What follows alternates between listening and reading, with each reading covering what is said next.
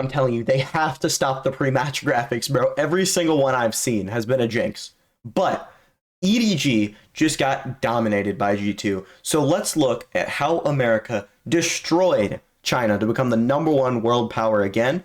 Really quick, I did just get monetized on Twitch, so if you ever wanted to support the channel for free, go drop a follow, and Twitch does a cool thing where you can do a free Prime sub, makes me money, and doesn't cost you anything, so go check that out. With them, you can support the channel. I'll probably maybe be live after this video. So let's go ahead and break down how EDG got dominated by G2 Esports.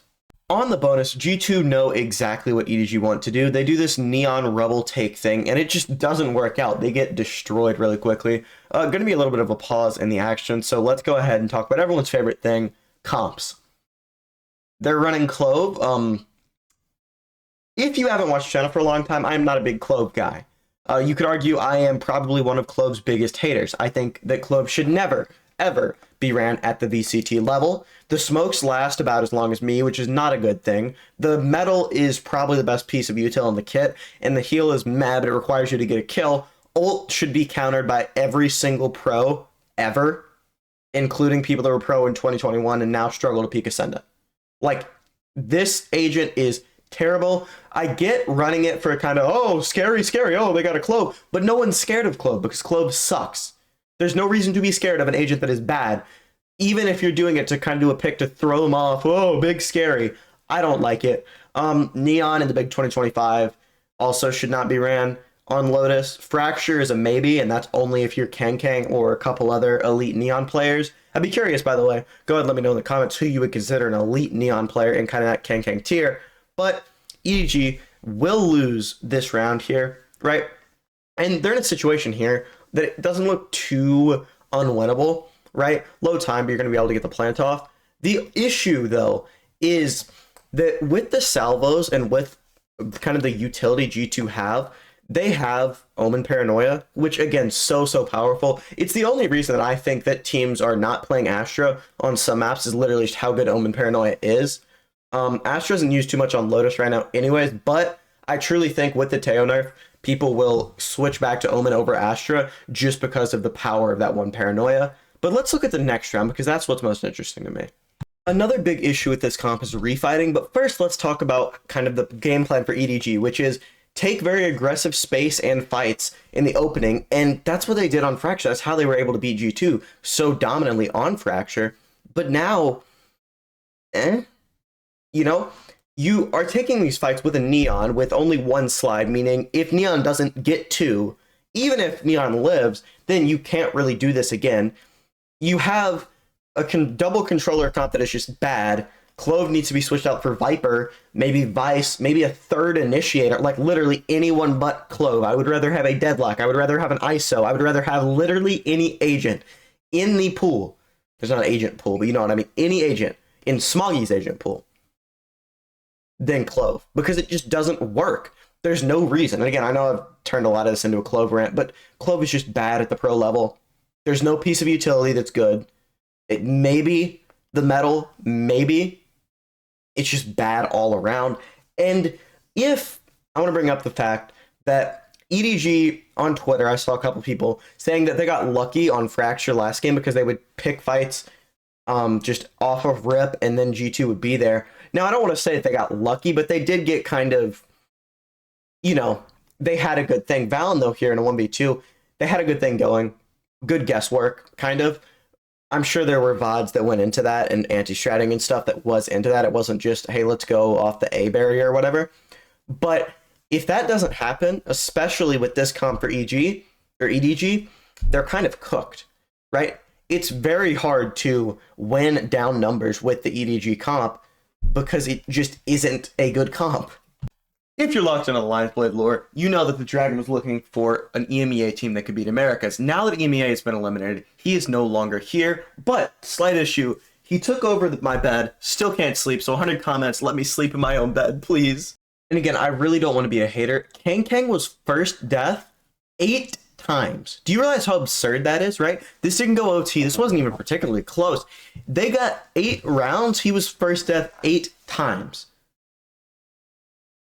EDG got first pick 9 times total, meaning Like, that is just insane to me. That him alone made them have almost negative first kill to first blood. That isn't sustainable. And I think this goes into some of the problems that people were talking about EDG might have, which is, without Neon, what are you? Right?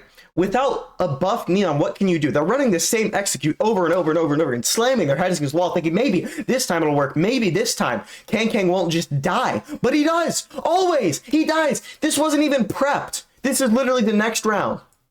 They just die, and they lose, and they die, and they lose, taking the same stupid fight. They counter Clove ult because Clove is terrible. The same ult, dead, on the same execute.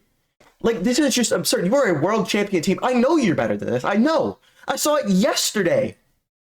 I know what they're capable of, and watching this is painful.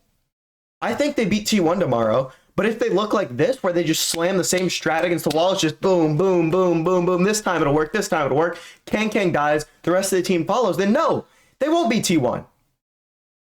Just terrible, man. Terrible stuff.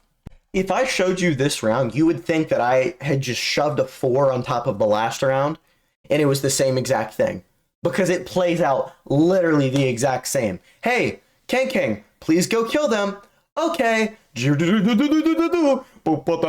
the Subway Surfers music, the little boom. Oh, Kang dies. Oh well, we can't do anything. We're just Kang's friends. It's like LeBron on the Cavs, bro. Just please go kill them because otherwise we won't be able to do anything. Smoggy left last alive. Like, what are we doing, man? Like what is the game plan here? Did we anti-strat at all? Or were we too busy banging ladyboys in Thailand? They went B and C, neither worked. And I mean, this time, guess what? If you slam your head against the wall enough times, someone's going to feel sorry for you and go, okay, we'll give you a round. It's like, I know I have a lot of Europeans. I don't know if Europeans watch basketball. I don't particularly care. I'm not really a big basketball guy myself. But it's like they're shooting at like a 20% range. Like, they take a shot and they make it once and then they miss it 4 times. And then they make it once again. They're like, oh, we're so good. Let's go, guys. Keep running this. Keep doing this.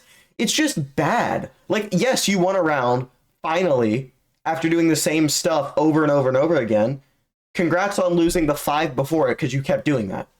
When I said that G2 was going to win champions, this is what I meant. They do a perfect anti-strat right here on what EDG like to do on pistol, on C.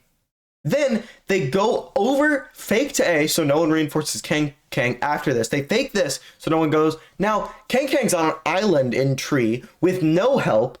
They get the first blood off of this, and then go on to win the game. I think they got 2 kills with Salvo. Like, this is the stuff that is like 2020 EG-esque, where you have the perfect game plan, the perfect players to execute it, and it's honestly looks unfair.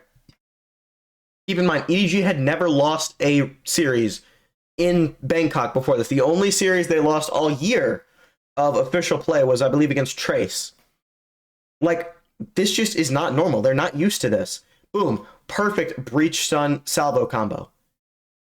Smoggy is 5 HP with a classic, left to flank, and Joggermo's just like, oh, he's probably flank. Oh, let's kill him. Like, this is embarrassing for EDG. Are you not embarrassed? Now, G2 are going to lose a 5v3 here, which is not pretty. However, I don't think it's throwing as much as it looks like, and let me explain why. So, Jonah P takes this peek, dies. Valen was coming in to reinforce Jonah P. Now he can't leave, right? He can't run out this door because nobody is right here. You don't want to take 1v1s. I get that. He can't. He has no other option other than to take the 1v1 unless he wants to TP out on a site, which, granted, could have done, but he probably felt the risk was a bit too high.